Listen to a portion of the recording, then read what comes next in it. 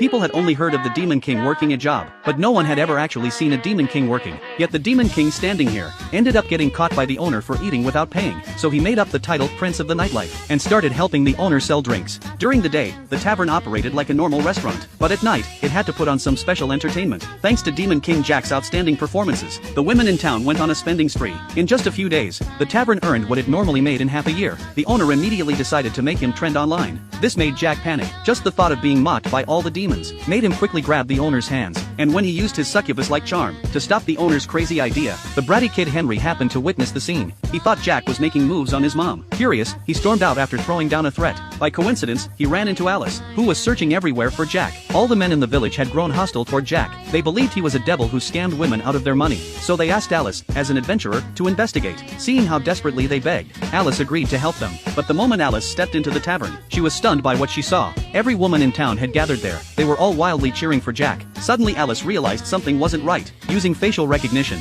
she immediately identified him as the man on the wanted poster. But instead of rushing in, she quietly crawled forward, thinking she could capture Jack without anyone noticing. Unfortunately, she was still discovered. Jack grabbed her wrist in one swift move and pulled her straight onto the stage. During the struggle, Alice accidentally knocked off Jack's eye patch. When she looked closely, she realized he was the damn Demon King. Alice froze on the spot. Jack greeted her with a playful grin, but Alice's anger instantly exploded. All the frustration she had endured over the past year came flooding out at once. Her armor had been taken, leaving her buried in debt. She had been misunderstood again and again. Every single hardship pushed her closer to breaking down. But Alice couldn't beat Jack in a fight. So like a little girl, she began crying about how hard the past year had been. Seeing this, the crowd assumed Jack was completely irresponsible. Jack immediately demanded that Alice explain herself, but instead, she cried even louder. The owner said this would damage the tavern's reputation. Yet Jack didn't even get the chance to explain. Seeing that the show was ruined, and the tips for the night were gone, Jack simply sat down and decided to have a proper talk with Alice. His first question was why she came here causing trouble. Alice became even angrier upon hearing that. She said Jack had taken something from her, which was why she ended up doing missions in this small village. Jack didn't like that accusation either. As the Demon King, how could it be called stealing? He clearly stated it had been given to him as a gift. To thank him, Alice was tired of listening to his nonsense, so she asked about the whereabouts of her armor. Jack casually replied that he had sold it, and that it had gone for tens of millions of gold coins. When Alice realized her entire future had been ruined by Jack, and that he had already spent all those millions of gold coins, she demanded that he compensate her, or she would arrest him.